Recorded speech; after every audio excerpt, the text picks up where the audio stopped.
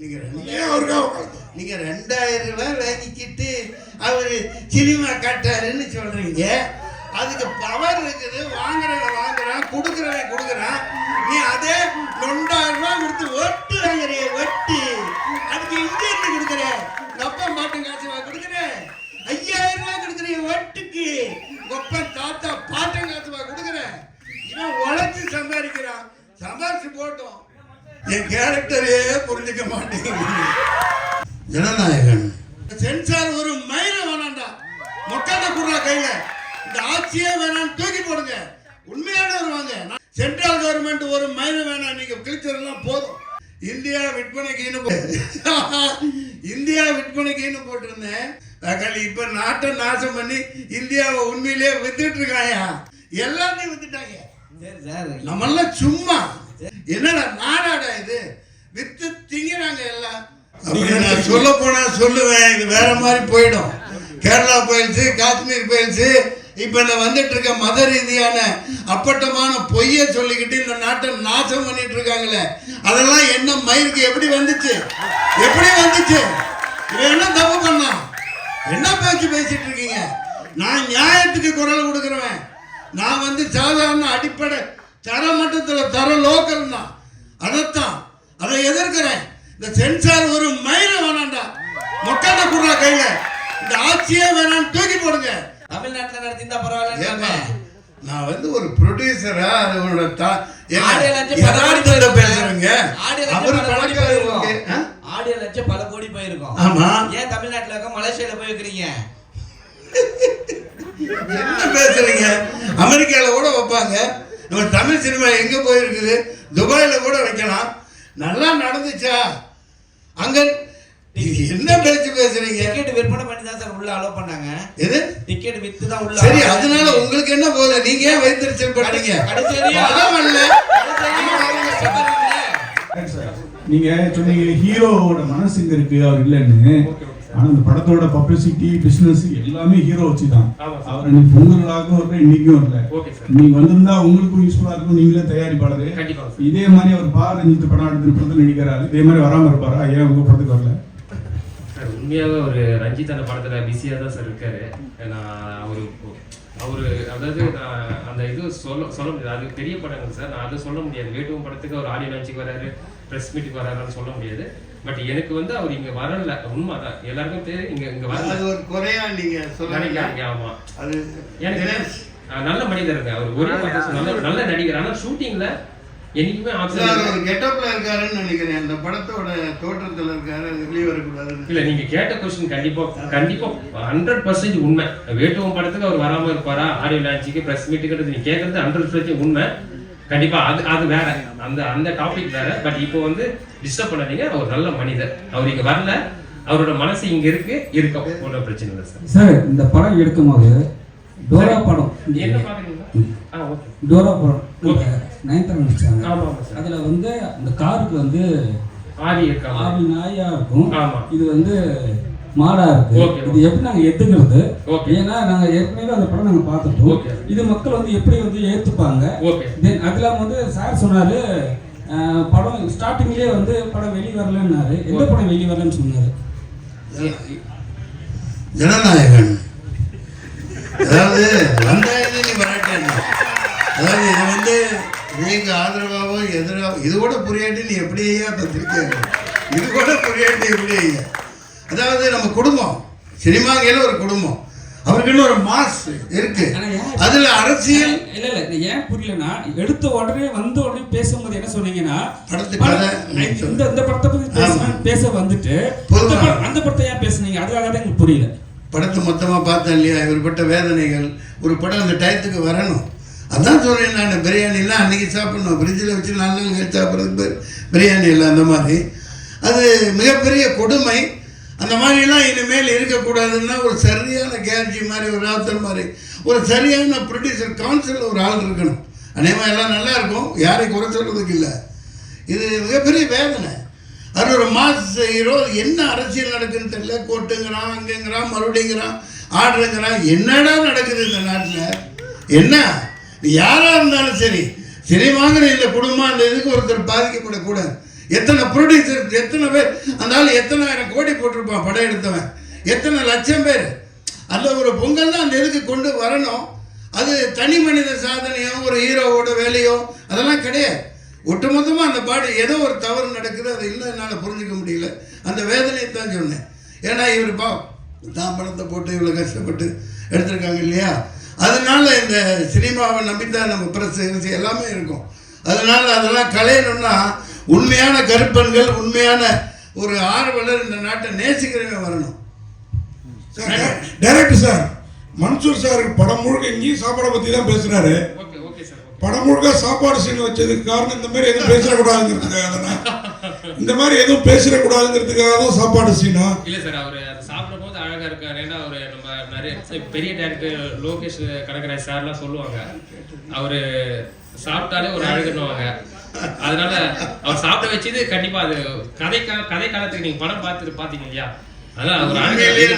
சாப்பிட்றவங்களாம் கிடையாது, சாப்பிட்ற மாதிரி நடிக்கிறது தான். அந்த காலம்லாம் போயிடுச்சு.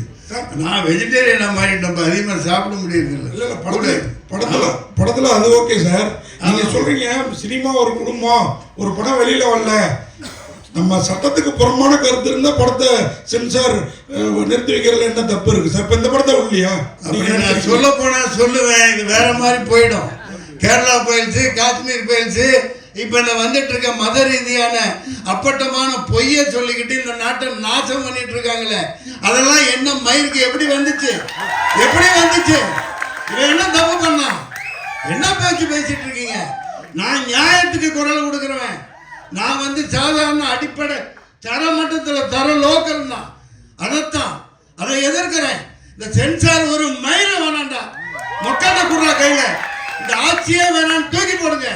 உண்மையானவர் வாங்க, 4 பத்திரிகை வாங்க, 4 சொசைட்டி, நம்ம அந்த ஒரு மத ரீதியான உண்மையான ஆன்மீகவாத 2 பேர் உட்காருங்க, சினிமாக்காரன் 4 பேர் உட்காரு, ப்ரொடியூசர் 4 பேர் உட்காரு, லிரிக்ஸ் ரைட்டர், இப்படி ஒரு 20 பேர் டீம் வைங்க.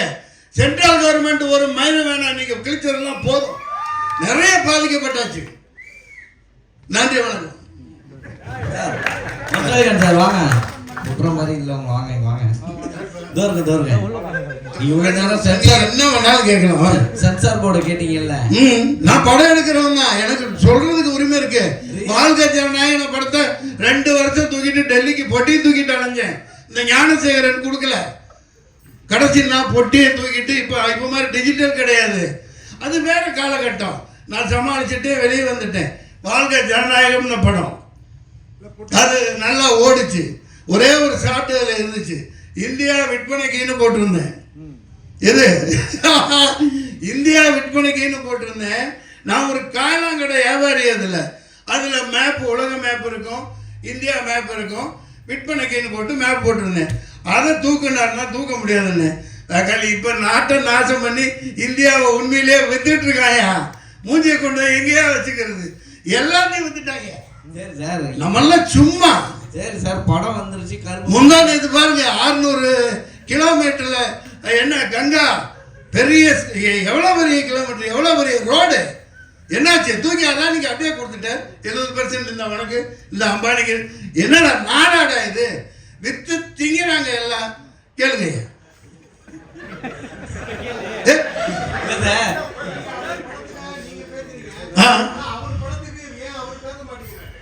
இங்க ஒண்ணு புரிஞ்சுக்கீங்க, காரணங்கள் இருக்குங்க, காரணங்கள் இருக்கும். அது அவர்கிட்ட தானே கேட்கணும். நான் ஒரு சினிமாக்காரனா, என் குடும்பஸ்தனா, எப்போ தேவையோ அப்போ குரல் கொடுக்க வேண்டியது ஒரு ஆதங்கம். நான் எப்போ ரிலீஸ் ஆனால் குடும்பத்தோடு போய் பார்ப்பேன், இதே தேட்டரில் பார்ப்பேன். அதை பதிவு பண்ணிருக்கேன், எல்லாத்துக்கும் தெரியும். இப்போ ஏங்க நீங்கள் தனிப்பட்ட தாக்குதல்லாம் நடத்த வேண்டாம். அவர் தயாரிப்பாளர் எவ்வளோ பாதிக்கப்பட்டிருக்காங்க, லட்சக்கணக்கான ரசிகர்கள், கோடிக்கணக்கான பேர். அது ஒரு ஆப்டர் சினிமா தான், தூக்கி போட்டலாம், அது வேற விஷயம். ஆடியோ லான்ச் எடுத்துட்டு இருப்பார் சார் அவரு. ஆடியோ லான்ச் எடுத்துக்க வரா, அப்புறம் என்ன புரியல? ஆடியோ லான்ச் ஆமாங்க, அதான் மலேசியாவில் தான் மாலிக் பாய் பின்னிட்டானே, பெரிய மாலிக், மலேசியாவே தூக்கி போட்டு அது வரைக்கும் உலக சரித்திரத்தில் இல்லாத அளவுக்கு பண்ணியிருக்காரு. நீங்க குரல் கொடுத்துருக்கீங்க, தமிழ்நாட்டில் நடத்திருந்தா பரவாயில்ல. நான் ஒரு ப்ரொடியூசரா, அதோட யதார்த்தத்தை பேசுறேங்க. அவர் பழக்கம் ஆமா. ஏன் தமிழ்நாட்டுல இருக்க மலேசியால போய் வைக்கிறீங்க? என்ன பேசுறீங்க? அமெரிக்கால கூட வைப்பாங்க. நம்ம தமிழ் சினிமா எங்க போயிருக்குது? துபாயில கூட வைக்கலாம். நல்லா நடந்துச்சா அங்க? என்ன பேச்சு பேசுறீங்க? டிக்கெட் விற்பனை பண்ணி தான் சார் உள்ள அலோவ் பண்ணாங்க. எது? டிக்கெட் வித்து தான் உள்ள. சரி, அதனால உங்களுக்கு என்ன போகுது? நீங்க ஏன் வைத்திருச்சல் பண்றீங்க? சின்ன படம், அதாவது வெறுப்பு அரசியல் கூடாது. இல்ல இல்ல கேளுங்க, நீங்க கேட்டு என்ன கேட்டாலும் நாக்க புடுங்கிட்டு சாப்பிடுற மாதிரி கேளுங்க. சின்ன படம் தியேட்டருக்கு வரலனா நீங்க கேளுங்க. ரீ ரிலீஸ் கேடிவி மொபைல் எல்லாத்தையும் போட்டாங்கல, திருப்பி ரீ ரிலீஸ்க்கு தியேட்டருக்கு வரீங்க கேட்க வேண்டியதானே? இந்த படத்தை யாரை சொல்றீங்க? என்ன சொல்றீங்க? இந்த தமிழ்நாட்டுல, நம்ம தமிழ்நாட்டுல தான் கேக்குறேன். எந்த படத்தை? இதோ இப்ப கூட தான் கீழ மங்காத்தா போயிட்டு இருக்கு, கில்லி போயிட்டு இருக்கு. லைனா புது படங்க வெளியிடுங்க சொல்ல வேண்டியதானே?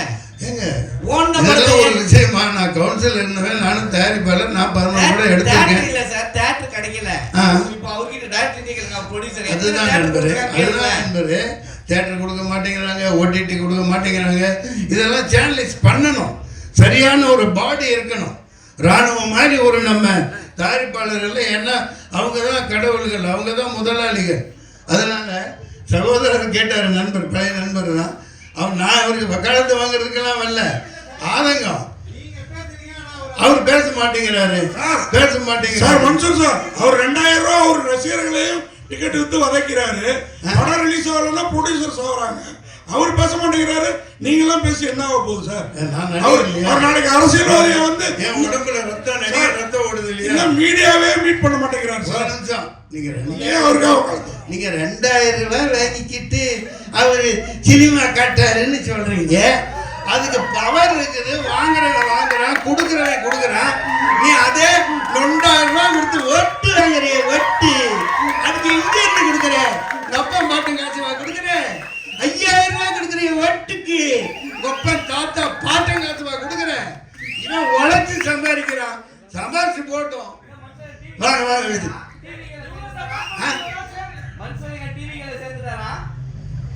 சில்லித்தனமா கேட்க கூடாது. என்னை பத்தி என் கேரக்டரே புரிஞ்சுக்க மாட்டேங்குது. நான் நியாயத்து பக்கம் எப்பவும் நிற்பேன். நான் எந்த இது அதெல்லாம் எனக்கு அப்பாற்பட்டது. அது கொஞ்சம் அரசியல்ல அவருக்கு அனுபவம் இல்லாமல் இருக்கலாம், அது வேற விஷயம். இது கருப்பு பல்சர் தயாரிப்பாளர் பாவம் பணத்தை போட்டுட்டு அடிக்கிட்டு நெருப்பை கட்டிக்கிட்டு இருக்காரு. ஆமா, அப்பா எனக்கு போட்ட மாதிரியே பிரியாணி எல்லாத்துக்கும் இவங்களுக்கு போடணும்ப்பா. ராவுத்தர் இவரெல்லாம் அண்ணன் விஜயகாந்த் ஐயாலாம் படம் எடுத்தாங்கன்னா ப்ரெஸ் மீட்டில் அப்படியே கம பிரியாணி போட்டு தான் அனுப்புவாங்க. நண்பர்கள் எல்லாருக்கும் வணக்கம். இவங்களை நான் ஃபஸ்ட் டைம் நான் வெயிட் பண்ணும்போது 150 இருந்தேன். உண்மையாக மச்சி தான் நான் ஃபோனில் பேசிட்டே இருப்போம். அந்த கோடம்பாக்கத்தில் ஒரு டைரக்டர் ஆகணும்னு ஆசைப்பட்டு ஒரு சுற்றிட்டு இருக்கிற ஒரு அந்த ஒரு ஹார்ட் ஒர்க்கு வேர்க்கையாக சுற்றிட்டு இருக்கிற ஒரு டைரக்டர் நம்ம பார்த்துருப்போம் நிறைய மூவிஸில் இருந்தாலும் சரி, இல்லை ரியல் லைஃப்பில் என்ன எக்ஸாம்பிள் நானும் அதே மாதிரி ரோல் ஸ்டார் எல்லாத்தையும் பாரத்தை எடுத்துக்கிட்டு இவர் அளந்துருக்காரு. ஆக்சுவலி நிறைய பேருக்கு தெரியாது இந்த விஷயம். ஏன்னா அட்டுக்கத்தி அண்ணன் அவர் ரொம்ப சப்போர்ட் பண்ணியிருக்கிறாரு. நான் ஃபஸ்ட் டைம் மன்சூர் சார் பார்க்குறேன். அவரும் பயங்கரமாக சப்போர்ட்டாக பண்ணு தம்பி நம்ம எல்லாம் சேர்ந்து பண்ணலாம், அந்த டேரக்டருக்கு நல்லா ஒரு புஷ்அப் கொடுக்கலாம்னு சொன்னாங்க. நான் பார்த்து லைக் எப்படின்னா ஒரு வேளை தான் சாப்பிடுவார். அது எதுக்கு நான் சொல்கிறேன்னா, மச்சி இல்லை மச்சி இந்த படம் எப்படி அதை கொண்டு வந்துடும் மச்சி அந்த ஒரு பயத்தில் நிறைய ஹார்ட் ஒர்க், எவ்வளோ போராட்டம் நடந்துச்சு. பட் ஃபைனலி மேடிட் மச்சான், ஃபைனலி மேடிட். சீரியஸ் சொல்கிறேன். ஏன்னா அந்த கஷ்டம் சினிமாக்காரங்களுக்கு எல்லாருக்கும் மட்டும் தான் தெரியும். ஏன்னா நான் அவ்வளோ பெரிய ஆள் கிடையாது. இருந்தாலும் நான் ஏன் சொல்கிறேன், நான் நேரடியாக பார்த்து தான் சொல்கிறேன். அதே மாதிரி மன்சூரன் சார் நான் ஃபஸ்ட் டைம் நம்ம படத்தில் நான் பார்த்தேன். ரொம்ப ஸ்போர்ட்டிவாக நீ நான் இப்படி போட்டுக்கலாமா சார் டைலாக், நல்லா படத்தமே போட்டுக்கப்பா, தப்பு என்ன இருக்குது அப்படின்னு சொல்லி ஒரு குட் சப்போர்ட் பண்ணாங்க. அதே மாதிரி அட்டுக்கத் சார், இந்த நடிச்சிருக்கிற மேடையில் இவங்க எல்லாருக்கும் நன்றி. நான் எப்பவுமே மேடம் நன்றி சொல்கிறேன். அதே மாதிரி ஃபஸ்ட் டைம் ப்ரெஸ் மீடியா உட்காந்துருக்கவங்க எல்லாருக்கும் ரொம்ப நன்றி. நிறைய டைம் நான் பார்த்துருக்கேன். ஏன்னா நீங்கள் எப்போவுமே எங்களுக்கு சப்போர்ட் பண்ணிகிட்டே இருக்கீங்க. இந்த டைரக்டருக்கு சப்போர்ட் பண்ணுங்கள், இந்த மாதிரி டைரக்டர்களும் சப்போர்ட் பண்ணுங்கள். தயவுசெய்து சினிமாவை சப்போர்ட் பண்ணிட்டே இருங்க. Thank you so much very all. Thank you.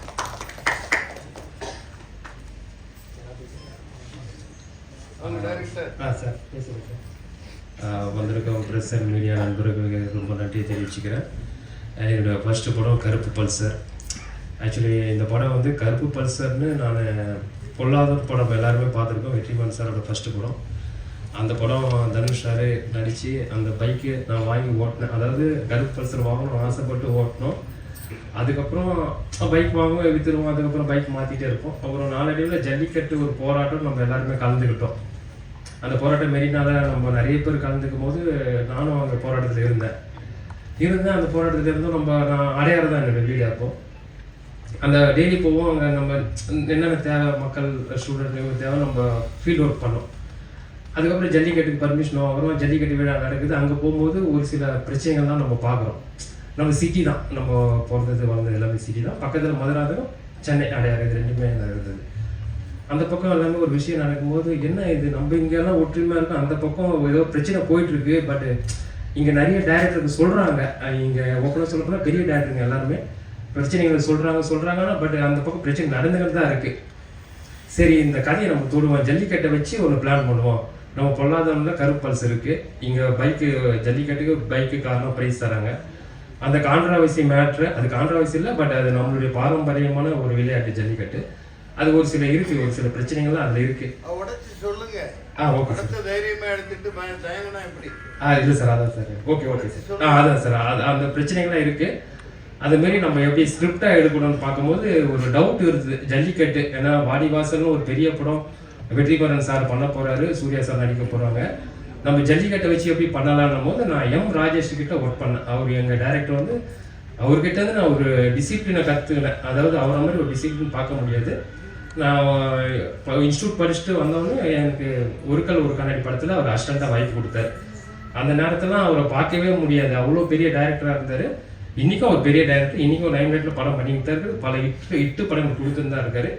என்னன்னு தெரியல, நான் போய் நின்னேன், சார் உங்ககிட்ட சேரணும் சார்னு வரா சார் ஜாயின் பண்ணாலும் ஒரு கண்ணில் வாய்ப்பு கொடுத்தாரு.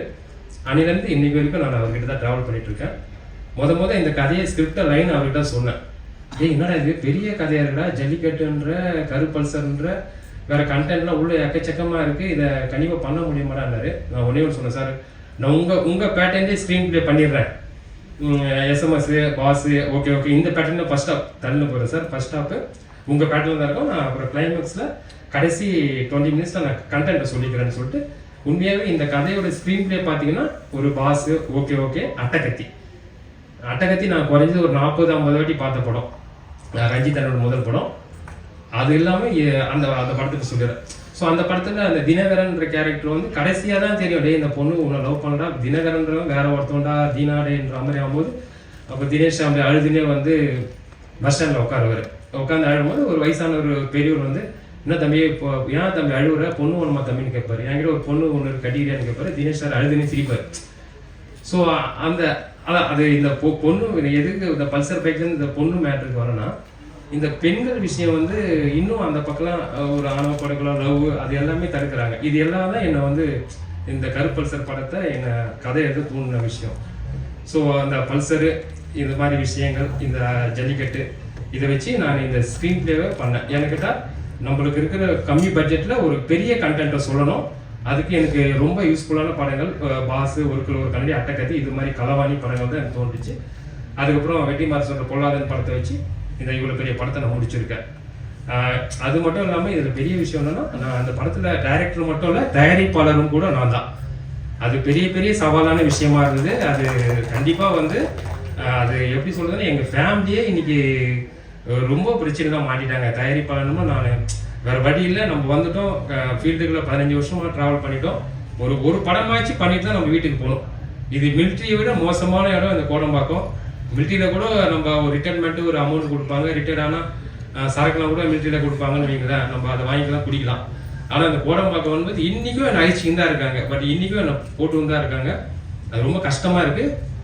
ரொம்ப ஒரு தயாரிப்பாளர், அதுவும் நான் ப்ரொடியூசர் கவுன்சிலில் தான் நம்ம வேற ஒரு இந்த படம் பண்ணியிருக்கோம்.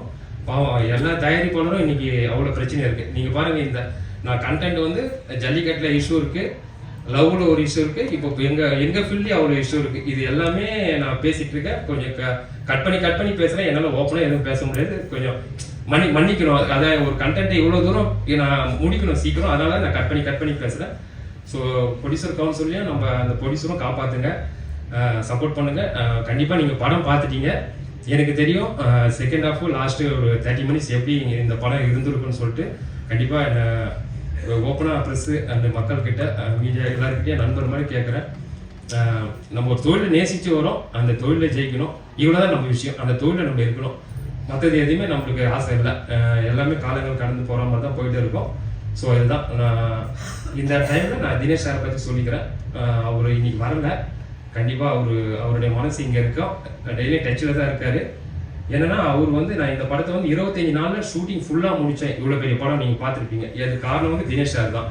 நான் தயாரிப்பாளர்ன்றதுனால எல்லாமே டபுள் கால்ஷீட் தான். 7 மணிக்கு நான் கேமரா வச்சா குறைஞ்சது 2 மணி வரைக்கும் நைட்டு போவோம், இல்லைன்னா 10 மணி வரைக்கும் போவோம்.